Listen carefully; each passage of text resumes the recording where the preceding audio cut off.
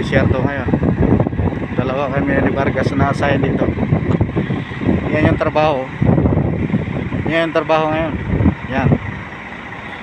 Yan yung bubuhusan namin. Sumabog yung gulong ng pump. O, yan yung bubuhusan ngayon. O. Ayan.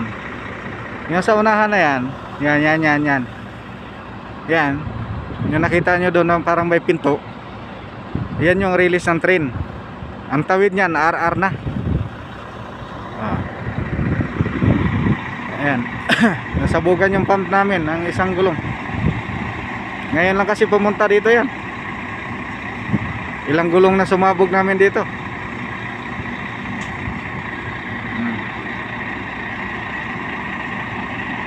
Ayan.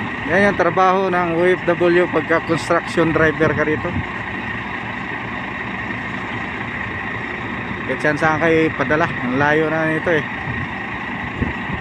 Yan yung sakyan ko.